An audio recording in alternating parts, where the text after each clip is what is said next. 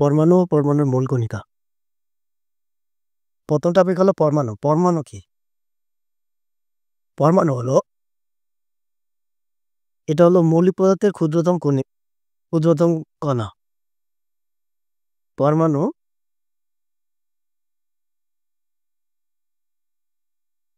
মৌলিক পদার্থের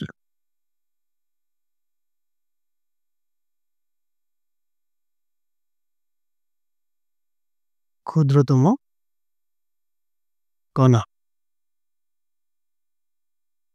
পরমাণুর স্বাধীন অস্তিত্ব নাই। পরমাণুর স্বাধীন অস্তিত্ব নেই।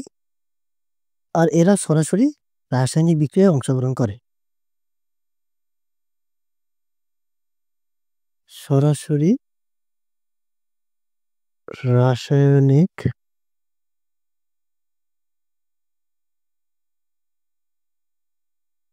বিক্রিয়ায় অংশ নেয়।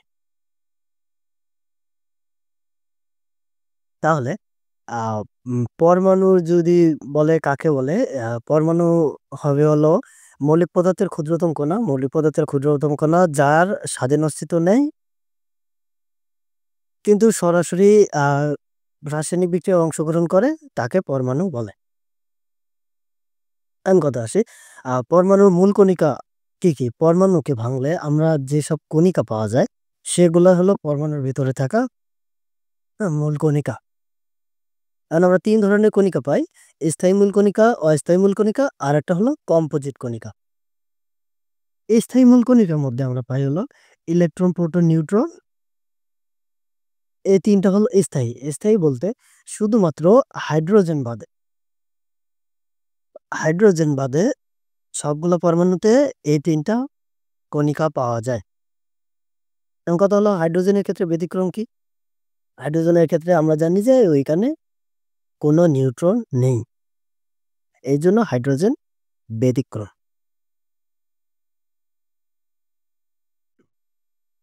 দ্বিতীয় নম্বরে আসি হলো অস্থায়ী মূল কণিকা। অস্থায়ী মূল কণিকার মধ্যে কণিকাগুলো পাওয়া যায় হলো neutrino, anti neutrino, positron, meson, boson, pion, আরও আছে গ্রাভিটন, মিউন।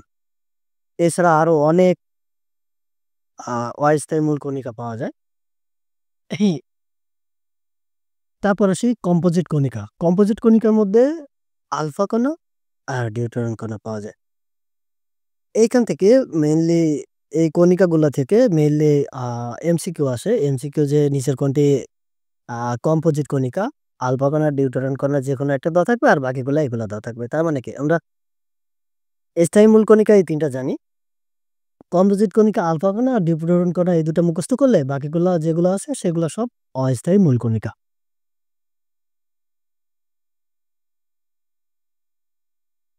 এখন আসি প্রোটন, ইলেকট্রন এবং নিউট্রনের মিলের উপর ভিত্তি করে এগুলাকে কিছু কিছু ভাগে ভাগ করা যায়। যেমন আছে আইসোটোপ, আইসোবার, আইসোটোন। এই ৩টা কনসেপ্ট মেইনলি পড়লে হয়।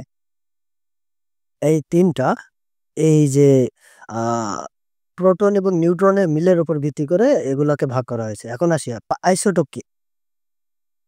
আচ্ছা, আইসোটোপ কি? আইসোটোপের শেষে কি আছে? শেষে আছে না?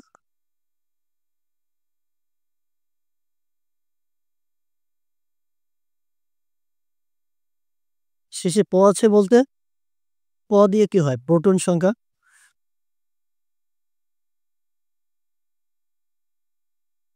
প্রোটন সংখ্যা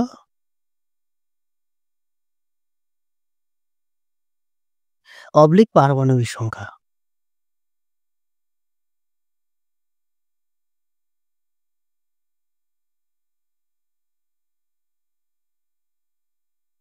সমান হয়। তাহলে আমরা আইসোটোপের ক্ষেত্রে কি দেখছি?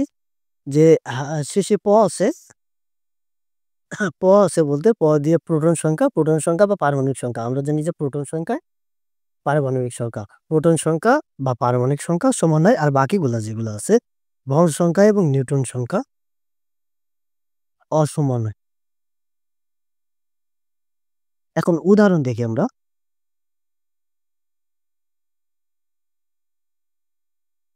কার্বন পরমাণুর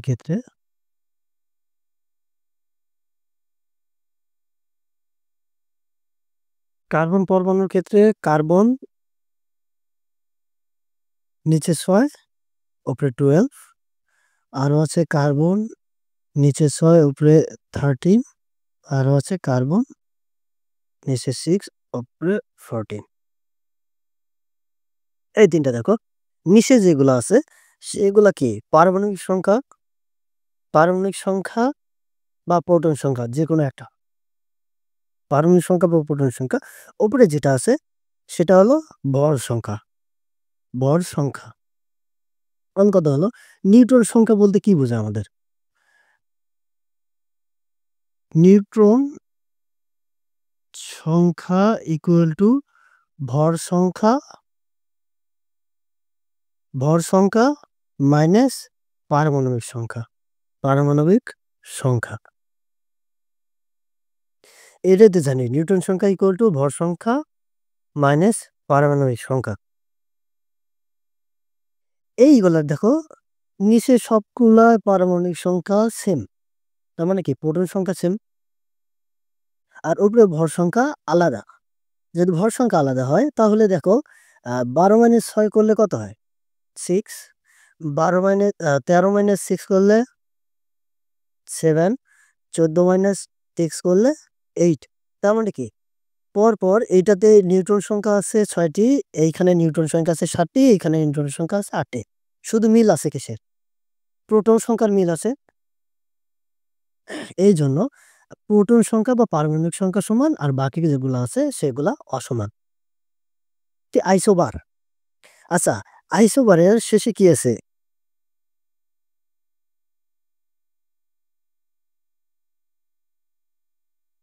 শেষে বার আছে না, যা অনেকটা ভরের মতো শোনায়?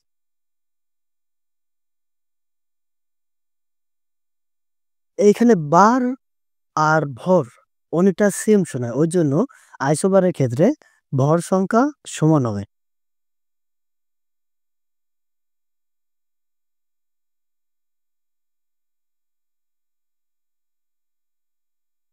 দুটো পাশাপাশি মৌলের ভর সংখ্যা সমান হবে আর বাকিগুলা অসমান হয়ে যাবে। তাহলে এখন উদাহরণ দেখি। কার্বন 40/6,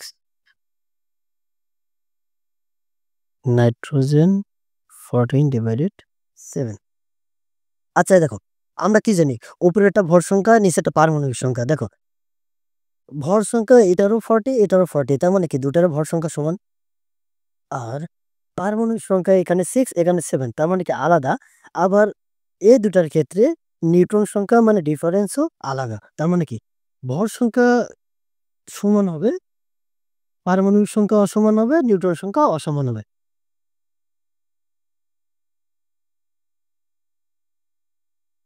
তারপর সেই আইসোটোন।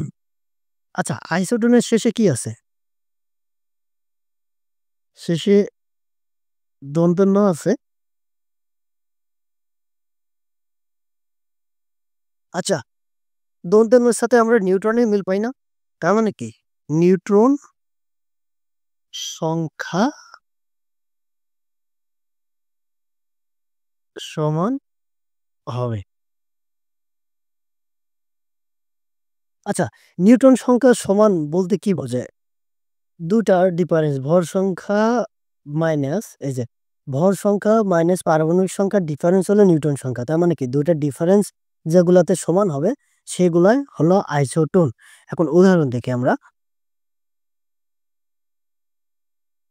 কার্বন 14/6 আর অক্সিজেন 8/16। আচ্ছা, এই দুটার মধ্যে ডিফারেন্স কত? 8। এই দুটার মধ্যে ডিফারেন্স কত? 8। তার মানে কি দুটারে নিউটন সংখ্যা সমান। নিউটন সংখ্যা আছে কয়টা? 8টা। 8টা নিউটন সংখ্যা আছে। তার মানে কি এই উম এটা পরস্পরের আইসোটোন, এটা পরস্পরে আইসোবার আর এইগুলা পরস্পরে আইসোটোপ। আমাদের বেসিক্যালি একাডেমিকের জন্য আইসোটোপ, আইসোবার আর আইসোটোন এই ৩ টা জানলে এনাফ। কিন্তু আরো ২ টা টার্ম আমরা এক্সট্রা ভাবে বেশিভাবে জানে রাখার জন্য ভালো হয় আরকি, তোমাদের জন্যই ভালো। তার মধ্যে একটা হলো আইসো ইলেকট্রনিক। এখন কথা হলো আইসো ইলেকট্রনিক কোনগুলা? যেগুলা ইলেকট্রন সংখ্যা সমান থাকে। ইলেকট্রন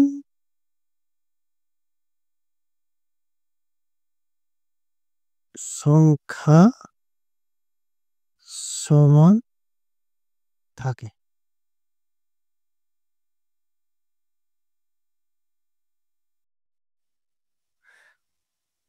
আইসো ইলেকট্রনিক কোনগুলা? যেগুলা এইখানে ইলেকট্রনিক মানে কি ইলেকট্রন সংখ্যা সমান। তার মানে কি? উদাহরণ দেখি আমরা এখন।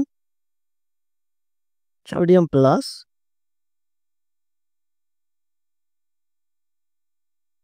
নিয়ন, অক্সিজেন 2 মাইনাস।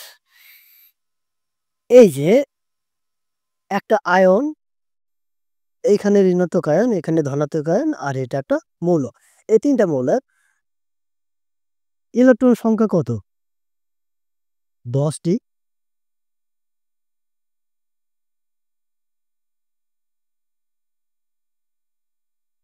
১০ টি ইলেকট্রন না? মানে সবগুলাকে ১০ টা ১০ টা করে ইলেকট্রন আছে। তার মানে এগুলা পরস্পরের আইসো ইলেকট্রনিক। আরেকটা টার্ম হলো আইসো ডায়াফার। কথা হলো আমরা আইসো ডায়াফার কোনগুলাকে বলবো? একটা পরমাণু কি নিয়ে গঠিত? Proton, electron, neutron. এছাড়াও আরো অনেক মূল কণিকা আছে, ওগুলা বাদ থাকবে। আমরা জাস্ট মূল কণিকা যেগুলো আছে, স্থায়ী মূল কণিকা সেগুলা নিয়ে পড়াশোনা করব। আ স্থায়ী মূল কণিকা কি আছে? ইলেকট্রন, প্রোটন এবং নিউট্রন। আচ্ছা, এর মধ্যে নিউক্লিয়াসে কি অবস্থান করে? নিউক্লিয়াসে অবস্থান করে প্রোটন আর নিউট্রন, আর নিউক্লিয়াসের বাইরে অবস্থান করে তোমার ইলেকট্রন। এখন আসি আইসোডাইভারটা কি? আইসোডাইভার হলো পরমাণুতে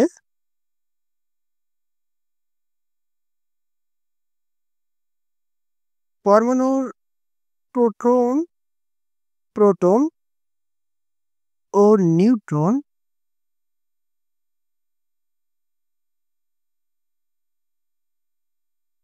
সংখ্যার পার্থক্য সমান।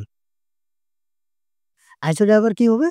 প্রোটন ও নিউট্রন সংখ্যার পার্থক্য সমান হবে। মানে কি? আ ২ টা ধরো নিউট্রনকে প্রোটন বা প্রোটন থেকে নিউট্রন মাইনাস করলে যে মানটা পাবো সেটা সবসময় সমান থাকবে। আচ্ছা, আ সোডিয়ামের ক্ষেত্রে নিউট্রন সংখ্যা কত? সোডিয়াম কি?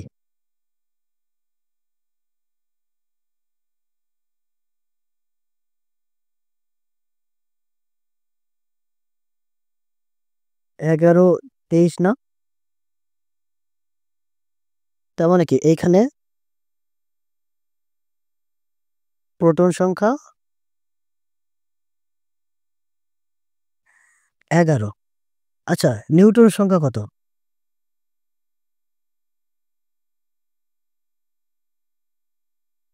নিউট্রন সংখ্যা ২৩ মাইনাস ১১।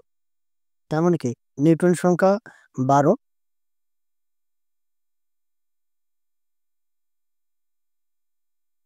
অ্যালুমিনিয়াম আসি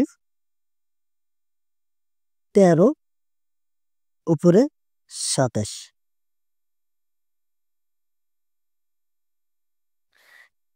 অ্যালুমিনিয়ামের ক্ষেত্রে প্রোটন সংখ্যা কত? ১৩ আর নিউট্রন সংখ্যা ২৭ মাইনাস ১৩। তার মানে কি ১৪। এখন কথা হলো এইটার সোডিয়ামের নিউট্রন সংখ্যা কত পাইছি? ১২ আর অ্যালুমিনিয়ামের নিউট্রন সংখ্যা ১৪। ২ টার মধ্যে পার্থক্য কত? ২ টার মধ্যে পার্থক্য কত? আচ্ছা সোডিয়ামের ক্ষেত্রে আসি।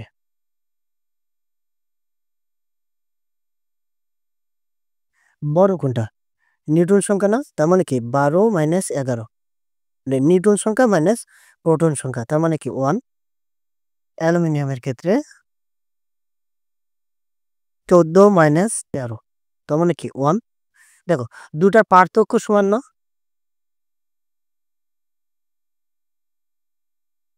এইজন্য এই ২ টা পরস্পরের আইসোডায়াফার।